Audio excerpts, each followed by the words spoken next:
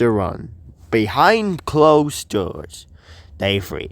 Three vanilla teenagers are set in the dark void of Alice's room. Been revived, or at least revived, by a demon princess named Alice. They just finished their first 2 kills and they're waiting for their 3rd one. It's only been like 2 days and I already did here. First, I was killed by Alice. That same person does revive me. Uttered, clearly upset to land aside. At least it's only a month dealing with Alice and all of her rambling his hog. Enough already. Ship isn't really happening either. I heard that, Ship said from a corner, holding her little ball of chip sisters, and be lucky I'm not in the mood to talk to you guys right now. Abby was sitting next to Lana. He looked down, a bit traumatized because of a scene he had to witness the day before. I don't get why we have to kill Ruby of all the people, he muttered. So he was as hard as killing Robbie. I still put bad for the 2. The 3 stared at Ship. Don't look at me, she a bit surprised, but she explained, I'm not the one giving out the orders to kill. You guys already know it's Alice. I'm just here to watch my little brother since she's run Lucy around the school. I'm not letting the glass incident happen again. She kept her voice low at the last sentence she said.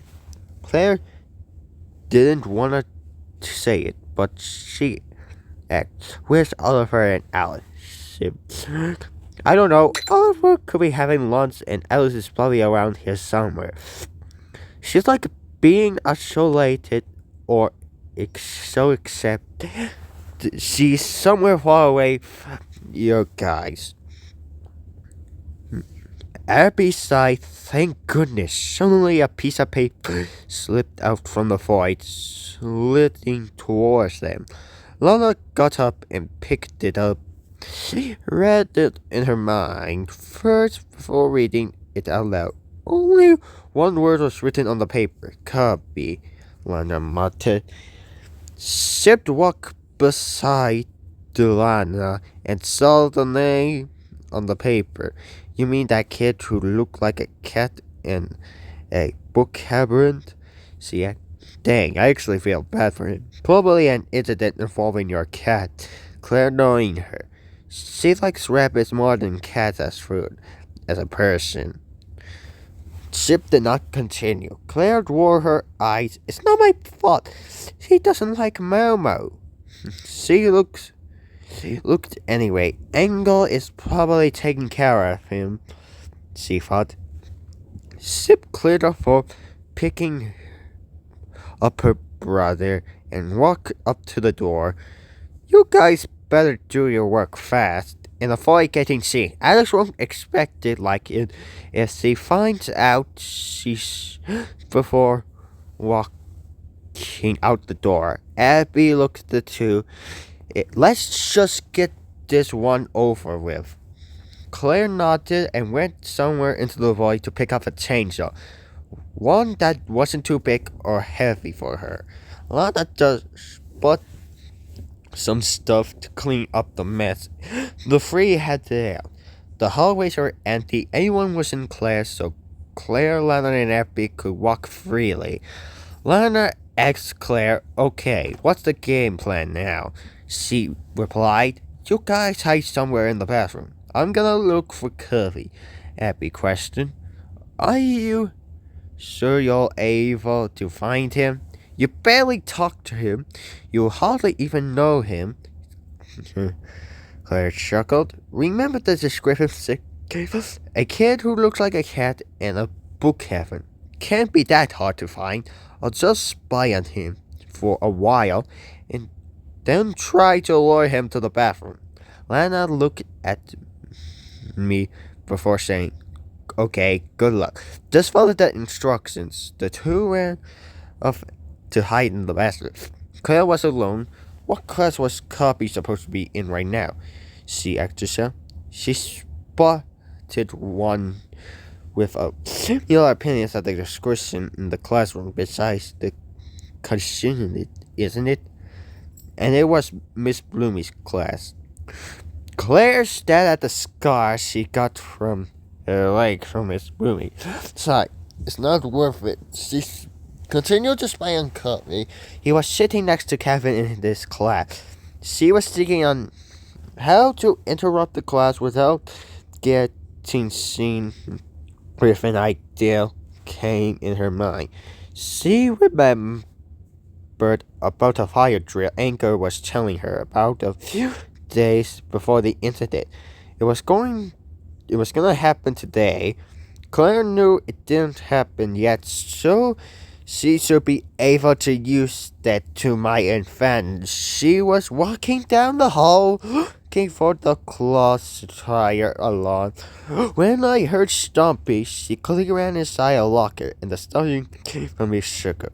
What was she doing out of class? She wasn't chasing anyone. Claire knew something was off. She didn't say anything and went straight to Miss Grace's office. Claire quietly got out of the locker and found the alarm. She triggered it and went to the bathroom where Abby and Lana were.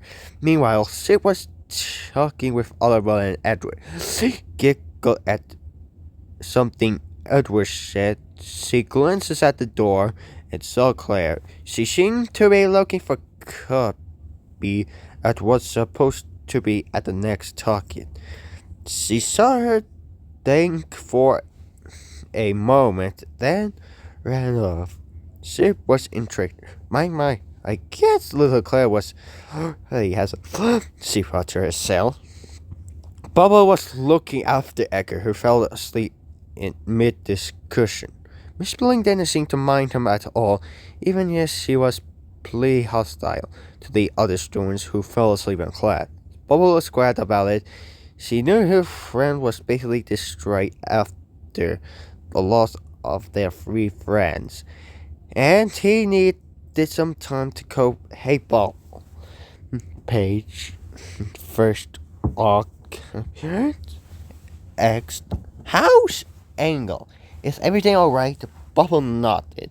Before Penge could say anything else, the fire alarm sounded. The students were confused. It wasn't supposed to sound until an hour later. Maybe Miss Grace changed the schedule, Miss Blooming assumed. The crowd of students were walking out to the school building. Ingle was walking down the exit, warming his eyes, though he saw someone pull Cubby into the bathroom. But it was probably just his imagination. Darn it! Let me go! Cubby shouted as he was held by Lana. A blindfolded covered his eyes. Claire sighed and grabbed the changer. The sound of noise coming from it made him flinch. Claire suddenly told Effie to cover his eyes and ears, and he walked over to Lana and Cubby. As he was appearing to slice him in half, she apologized. Listen, Cubby, I'm sorry about to do this, Emma. Wait, Claire? Slicing sound was heard. Claire breathed heavily as she saw the lifeless ghost in front of her.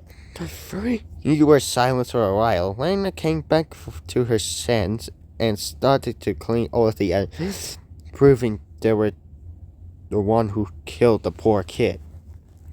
But they didn't have time to discover the body because everyone noticed him missing and needed. So before everyone went back inside, they went to Alice's room. Miss Grace came to the bathroom. A crowd has formed there. She came inside and saw Covey cut in half on the floor. Another murdered student, Angle, who was dead as well. Their eyes wide and shocked. Oh, God. Grandmother, no, not again. No. He put his hands over his head as Bubble tried to confront him. What the hell just happened? Miss Sugar asked.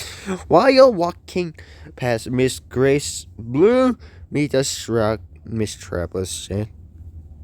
I don't know for sure. I think it has something to do ship Oliver and Alice.